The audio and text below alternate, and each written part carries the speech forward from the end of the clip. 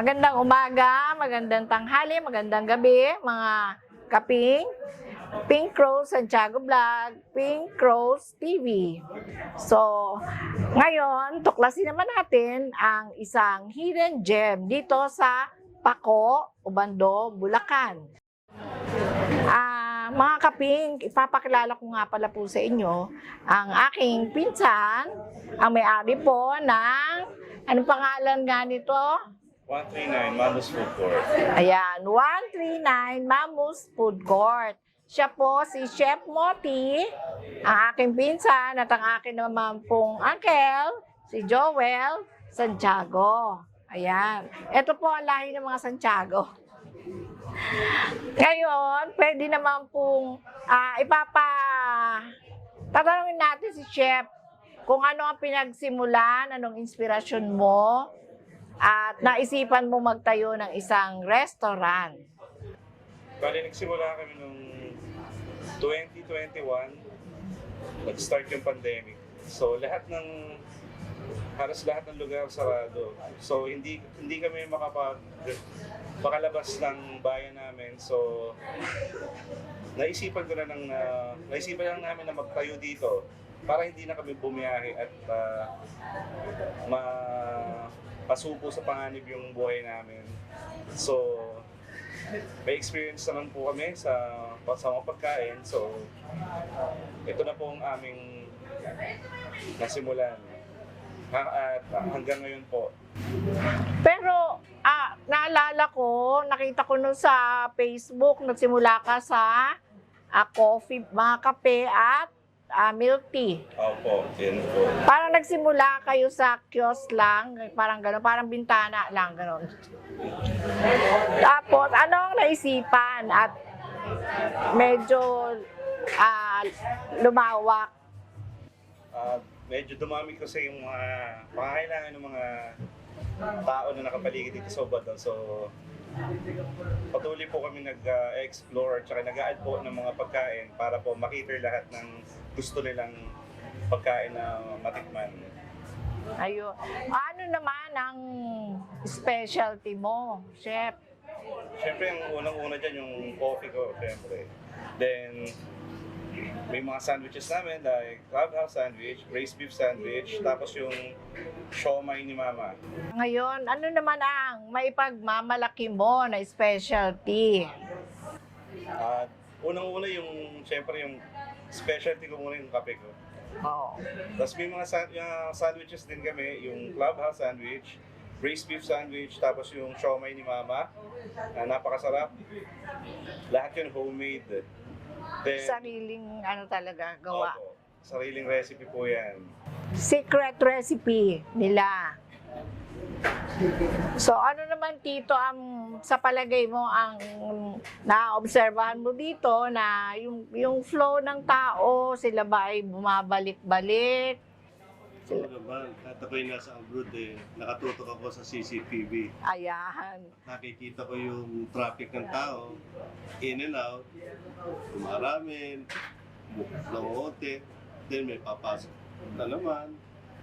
Then, araw-araw, ganun yung routine. Ayun. At saka, kumbaga ang market, all ages, all walks of life. Ayun. May mga batang maliliit hanggang sa yung mga senior citizen, minsan lola nagde-date dito. Wow. Oo, kung makakarating po kayo, mga kaping, kung makakapasyal kayo dito, napakaganda po ng lugar na ito. Medyo papaloob lang po siya. Wala kayong makikita sa labas. Meron lang po siya maliit na daan. Ito, matanong ko nga pala, kumusta naman ang bonding ninyo mag-ama nung magkaroon kayo ngayon ng pagkakalibangan ng restaurant? Siyempre kapag uuwi ako, sinisipat ko to.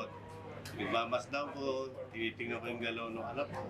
Nag-enjoy naman siya. And then tanongin ko ano kulang, ano pa yung dapat idagdag. Yun. Ibang usapang negosyo parang naging part of personal bonding na lang. Ayan, Chef Moti. Ito, pinsan ko po siya. Ano naman ang di ba? Bakit naman naisipan mo na kape, pandemic yon? Yun po kasi yung work ko before pandemic, barista na po talaga ako. I work at Boys and Coffee, then lipat na po ng mga ibang coffee shop. Doon ko po na-gain yung experience ko. And naisip ko why not na magtayo ako sa Ubando para matikman naman nila yung sarap ng coffee outside Ubando. Then, dinala ko siya dito ng mas mura, affordable ng mga tao. Ayun. Kumusta naman ang bonding with Tito? Ayun po, very supportive naman po yung si Papa eh. Kung anong kailangan. Kailangan namin ng ilaw. Yan, provide agad siya. Then, kamustahin niya, kamusta yung bagong menu? Masarap ba? Madami bang order? Yun naman po. Hindi naman po siya nakakalimot. Ayan, pinsan. Paliwanag mo naman o ituro mo sa ating mga viewers sa Pink Rose TV kung saan matatagpuan itong 139 Mamus Food Court. Ayun, sige.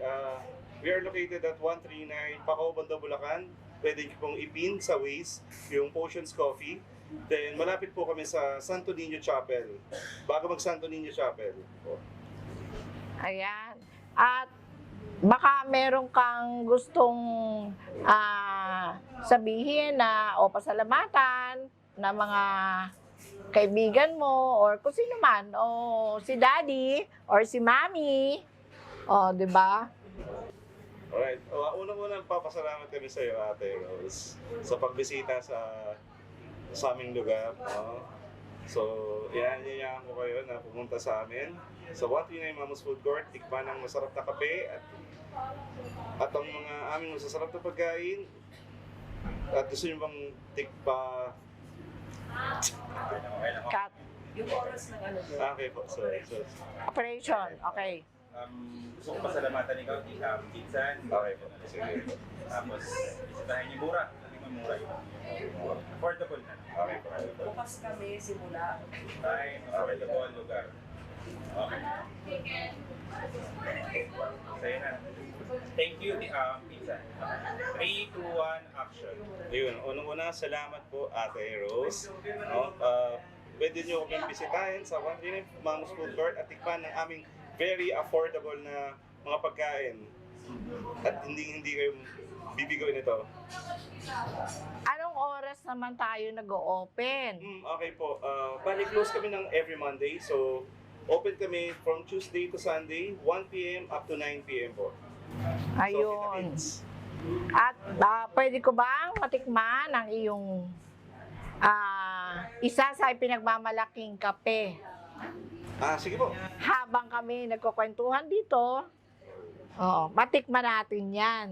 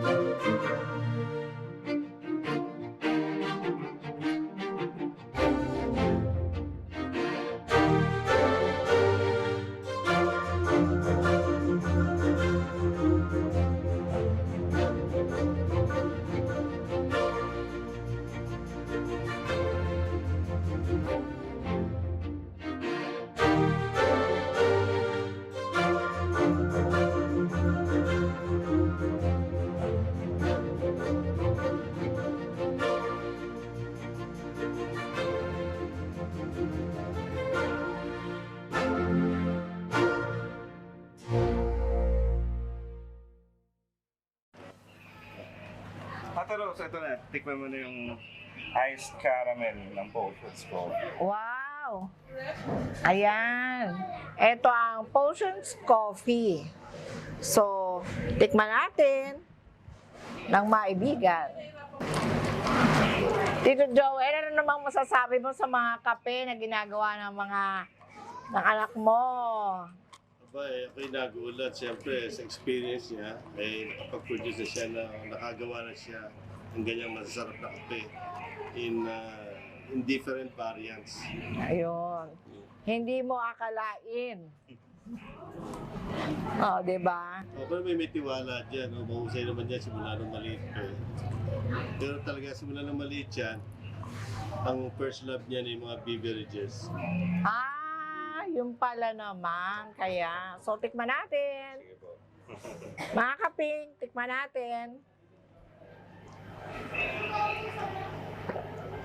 Isa pa, parang masarap.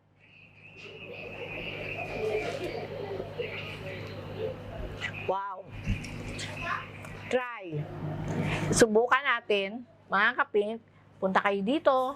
Pasyalan nyo ang 139 Mamus Food Court sa Paco, Obando, Bulacan. At ito, baka naman meron kang gustong sabihin. Salamat Ro sa pagbisita Ay. at nabigyan daan ng munting promotion ng aming 139 Mamus Food Court sa inyong TV. Madali lang pong hanapin ito. Malapit lang po ito sa church. At saka meron sila, ano yung parang lugawan, Fairness lugawan po. Bernas, yung malapit na lugawan dito, ipagtanong nyo po. Kasi medyo maliit lang po yung daan nito. Hindi nyo akalain na pagpasok nyo dito ay merong monting. Monty di ba? Moti. Merong monting paraiso. Tito, maraming salamat. At pinaunlakan mo kami na maabala ko kayo dito. Moti, salamat din. At unang-una, pasalamat tayo dahil nagkita-kita tayo dito, mga Santiago. Mga kaping, abangan ninyo ulit sa susunod na Sabado, 1:30 ng hapon, ang susunod nating episode.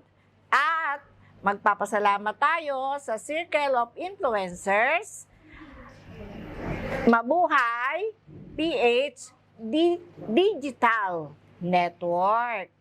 And huwag niyong kalimutan mag-follow, likes, subscribe, and share. I-share niyo nang i-share para dumami ang ating mga viewers, di ba? Bye! Tito, bye! Bye!